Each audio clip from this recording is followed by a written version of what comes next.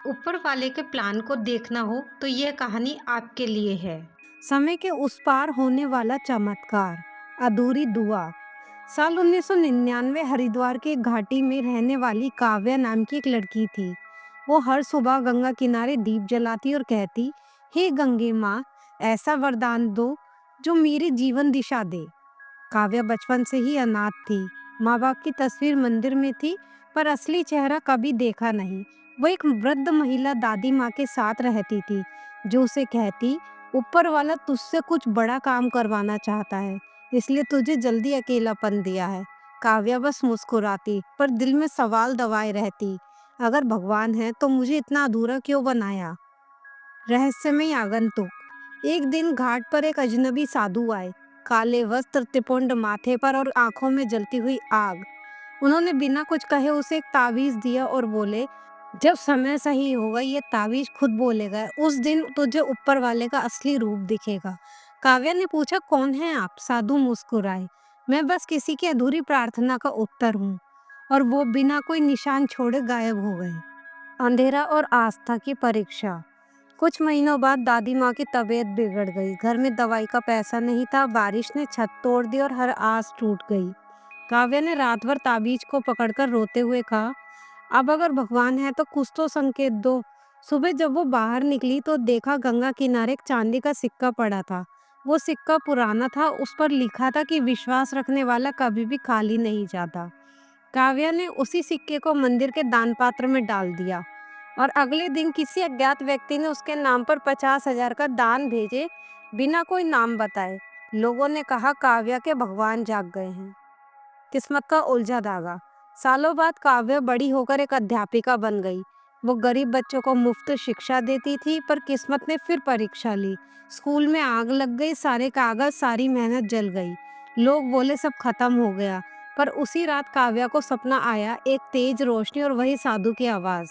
ऊपर वाला कभी खत्म नहीं करता, बस मोड़ बदलता है। अगले दिन सरकार ने उसी जगह पर सर्वशक्ति बाल मंदिर बनाने का प्रस्ताव भेजा, जिसका नाम काव्या के नाम पर रखा गया।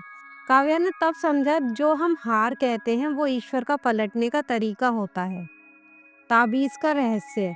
एक दिन जब काव्या मंदिर की सफाई कर रही थी, ताबीज अचानक टूट गया। उसके अंदर से एक नई पुरानी कागज की पर्ची निकली, जिस पर लिखा था, जिस दिन तेरा जीवन प्रकाश बन जाएगा उस दिन यह खुल जाएगा। उस कागज पर भी एक नाम था, सारंग देव, जो एक प्राचीन संत का नाम था जिसने सदियों पहले हरिद्वार में तपस्या की थी। काव्य ने उस नाम को खोजा और जाना। सारंग देव वही संत थे जिन्होंने एक बार प्रार्थना की थी कि हे प्रभु, मुझे फिर से इस धरती पर भेजना ताकि मैं अधूरी सेवा पूरी कर सकूं। काव्य की रगों में सनसनी दौड़ गई। क्या वो खुद वही आत्मा थी? चमत्कार की सुबह। कुछ महीनों बाद गंगा किनारे भयंकर तूफान आया। पूरा घाट डूब गया, सब हैरान थे। चमत्कार की सुबह। कुछ महीनों बाद गंगा किनारे भयंकर तूफान आया, पूरा घाट डूब गया, पर सब हैरान थे कि काव्य का स्कूल और मंदिर सुरक्षित रहे।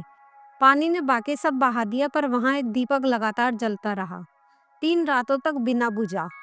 वो दीपक उसी जगह था जहां बचपन में साधु ने ताबीज दिया था। लोगों ने कहा, वो ऊपर वाला खुद उसकी रक्षा कर रहा था। काव्या ने शांत स्वर में कहा, अब मुझे समझ आया, जब मैं रो रही थी तब वो योजना बना रहा था।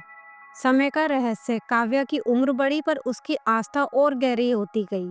एक दिन एक बच्ची उसके पास आई और बोली, दीदी, मुझे भी आपके जैसा स्कूल खोलना है। काव्या मुस्कुराई और उसे वही चांदी का सिक्का दिया जो उसे गंगा किनारे मिला था। बोली, जब लगे कि सब खत्म हो गया, इसे देख लेना। ऊपर वाला कभी देरी नहीं करता, वो बस कहानी लंबी लिखता है। उसी बच्ची का नाम था आर्या। और इस तरह एक आत्मा से दूसरी आत्मा तक ऊपर वाले का प्लान चलता रहा, समय के उस पार। सीख। ऊपर वाला तब चुप रहता है जब वो सबसे बड़ा चमत्कार लिख रहा होता है। हर गलत मोड़, हर रुकावट, वो हमें हमारी असली मंजिल तक ले जाने की तैयारी होती है। ईश्वर के प्लान को मत आकिए, क्योंकि उसका हिसाब मनुष्य की घड़ी से नहीं, आत्माओं के समय से चलता है।